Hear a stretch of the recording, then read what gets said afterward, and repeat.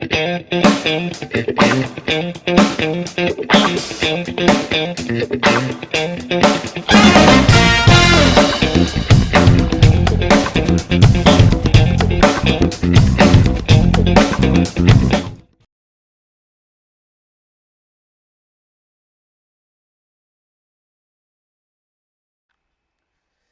à tous, ici votre ami le combattant 5 étoiles. Bienvenue dans cette nouvelle vidéo d'astuces et solutions. Aujourd'hui, nous allons répondre à une question d'un de mes abonnés. La question, elle est toute simple, mais elle a toute son importance. La question est de savoir à quel moment changer d'employeur après mon changement de statut sans reprendre la procédure de changement de statut. Donc la question elle est simple, mais la réponse elle est compliquée. Tout simplement parce que à cette question, nous avons plusieurs cas de figure et les cas de figure ne se ressembleront jamais. Donc, bienvenue et je vous invite à vous abonner à ma chaîne d'astuces et solutions.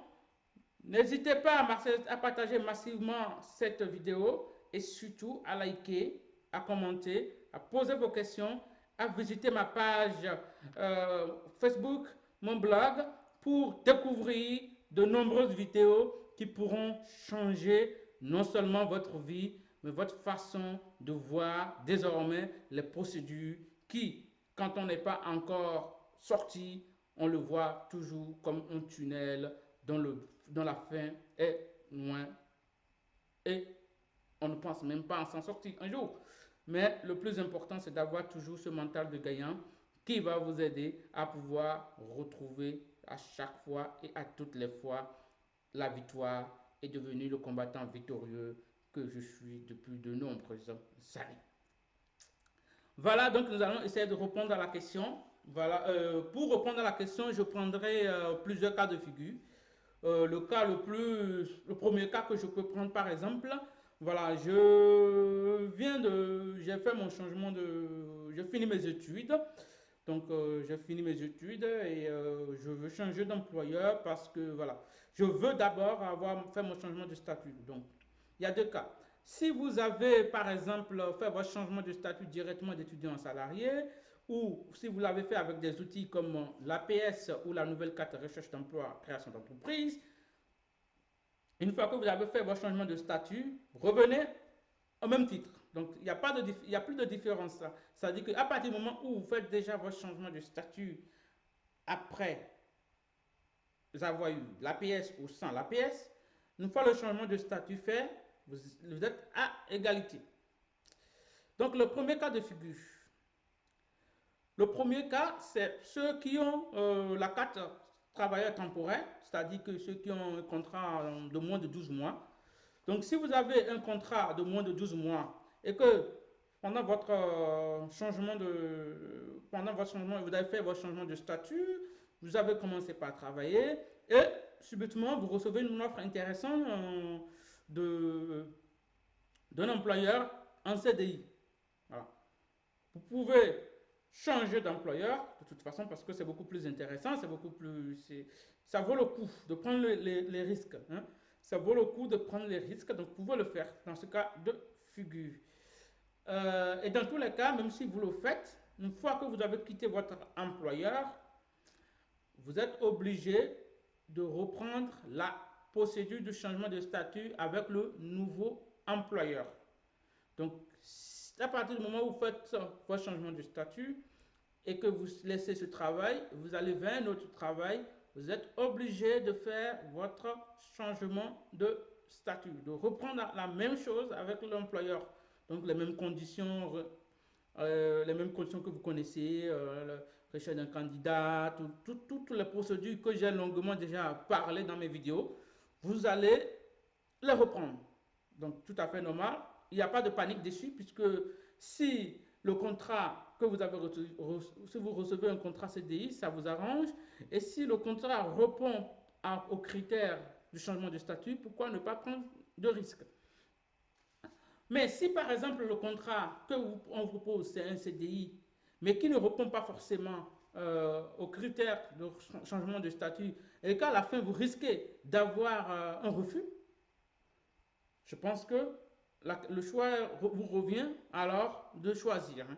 Parce que vivre, c'est choisi. Et donc, c'est en ce moment-là que vous devez pouvoir utiliser votre cerveau et faire votre choix de façon beaucoup plus par rapport, qui sera en harmonie non seulement avec votre projet futur, mais aussi euh, avec vous-même. Je ferai une vidéo où je donnerai 5 conseils aux étudiants étrangers, à ceux qui ont déjà fait le changement de statut, à ceux qui doivent le faire, et comment ils doivent pouvoir... ces conseils sont juste en fait des retours pour pouvoir mieux en fait ne pas se retrouver dans un cas où ils seront obligés de choisir de façon où de façon ils seront obligés de choisir mais sans prendre beaucoup de risques. Donc dans tous les cas, je reprends, si vous avez un contrat, que ça soit un travail temporaire, une fois que vous décidez de changer d'employeur, vous reprenez la procédure de changement de statut. Dans certains cas, ça vaut le coup si les critères sont remplis parce que ça vous permettra d'avoir une carte salariée qui va éventuellement vous aider dans les années à venir si c'est un CDI.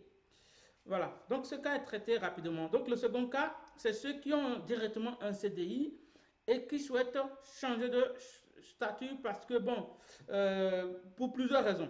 Une raison simple, parce que voilà, ça se passe pas bien avec l'employeur, ils s'entendent pas, le travail ne lui plaît pas, il veut changer, ou tout simplement l'employeur a mis fin au contrat. Enfin, ça c'est un cas qu'on va traiter à part. Le cas où l'employeur met fin au contrat, ça c'est un cas que nous allons traiter à part. Mais bon, c'est lui de façon volontaire, voilà, veut changer parce qu'il a trouvé un autre contrat beaucoup plus intéressant, beaucoup plus mieux payé, ou qui répondait beaucoup plus à son projet professionnel. Voilà. Donc, tous ces cas, dans tous les cas, à partir du moment où vous changez d'employeur avant la fin de votre première année, certains professeurs vont vous dire jusqu'à deuxième année. Certains professeurs vont vous dire jusqu'à deuxième année. Mais bon, la règle, elle est simple. Il faut la connaître tout simplement. Si vous faites une première année, si vous changez de statut et que durant votre première année, vous changez d'employeur, vous reprenez la procédure à zéro. Ça revient au cas que je viens de décrire tout à l'heure. Donc, vous reprenez la procédure à zéro avec le nouveau employeur. C'est-à-dire que vous êtes obligé de reprendre votre changement de statut avec les mêmes critères que lorsque vous avez fait le premier. Donc, et si vous avez un refus, là, les risques sont forcément à prendre, hein. Il y a des risques à prendre et donc les conseils que je donnerai bientôt dans une nouvelle vidéo vous permettra de vous aider à éviter en fait de telles erreurs. Alors, si par exemple je n'ai pas changé de statut, bon, on va peut-être très rapidement aborder ce cas avant d'aller aborder, en répondre à la question la plus importante. Euh, donc, si c'est mon employeur qui me licencie, donc ça veut dire que j'ai une perte involontaire de travail. À partir du moment où j'ai une perte involontaire de travail, je suis plus ou moins protégé. Donc, lorsque je vais reprendre le changement de statut avec un nouveau employeur, il arrive des cas, c'est nuancé, où si vous retrouvez les mêmes conditions que le premier, vous pouvez continuer jusqu'à la fin de votre contrat. Et lors du renouvellement, certaines préfectures vous laissent la possibilité de renouveler sans reprendre la procédure. D'autres exigent de reprendre la procédure avec le nouveau employeur. Donc, pour pouvoir démêler le faux du vrai, il faut pouvoir aller vous renseigner à votre préfecture lorsque vous serez dans ce cas. Et pour éviter que cela arrive, faites-le peut-être avant de vous engager. Alors, donc, dans les deux cas, CDD ou CDI, laissez son premier changement de statut avant la première année, procédure à reprendre à zéro. Donc la réponse, elle est claire là. Donc, si je change d'employeur la première année, je reprends la procédure à zéro. Voilà. Maintenant, si je ne change pas d'employeur la première année et que je vais jusqu'à la deuxième année, de toutes les façons, ce qui est clair, ce qui est évident, lorsque vous ne changez pas d'employeur, lors du renouvellement, fonction des pays, parce que les cas dont je parle, c'est des cas de droit commun. Je ne parle pas des cas des Algériens qui ont des spécificités très cadrées. Je parle du cas des étudiants du droit général, du droit commun, Lorsque vous faites la première année, lors du renouvellement, généralement, vous avez souvent une carte pluriannuelle de 4 ans.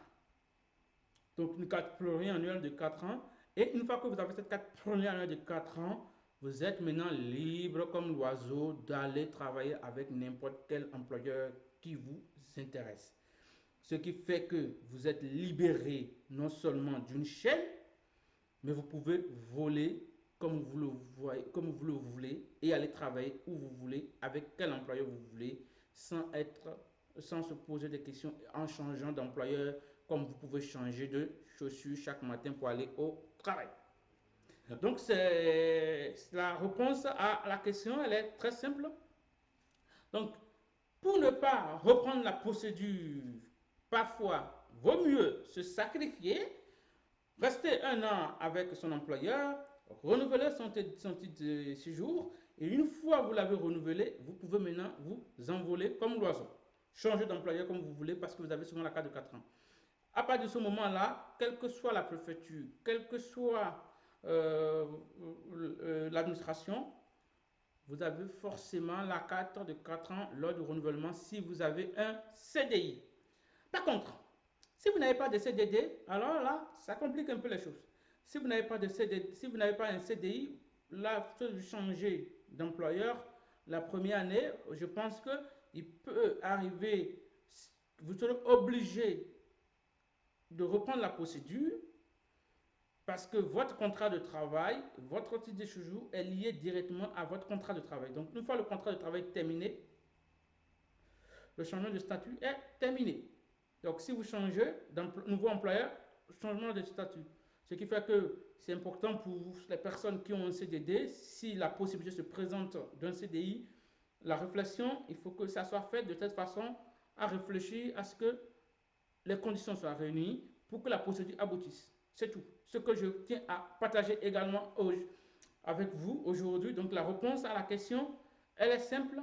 Si j'ai un CDI, je reste avec mon employeur jusqu'à la fin. Je ne reprends pas la procédure. J'aurai une carte pluriannuelle de 4 ans qui me permettra de changer d'employeur facilement. Si j'ai un CDD et une nouvelle opportunité se présente, je peux changer, mais ça me fait toujours reprendre la procédure. Même si je suis en CDI, si je change avant la première année, je reprends toujours la procédure. C'est ce que nous savons, c'est des informations que j'ai jusqu'à mon niveau aujourd'hui. Et c'est les cas et les retours d'expérience que j'ai eu de différentes préfectures, que ce soit du nord au sud, de l'est à l'ouest. Donc, toute mon équipe, on a déjà eu ces cas. Et donc, je vous en parle avec, c'est une application. Hein. Je ne vous parle pas de quelque chose, d'une théorie ou de quelque chose qui est écrit. Non. Je parle de quelque chose qui est écrit et qui est aussi quelque chose vécu. Voilà ce que je tiens à partager avec vous. Restez connectés. Je vous présente dans la prochaine vidéo mes 4 ou 5 conseils que je tiens à donner pour tout étudiant qui souhaite réussir son insertion professionnelle ou son intégration sans pouvoir avoir à réfléchir à un moment donné dans son changement de statut ou pour simplement à anticiper tout ce qu'il doit lui arriver comme problème et à pouvoir trouver des solutions avant même que les problèmes n'arrivent. Je vous remercie.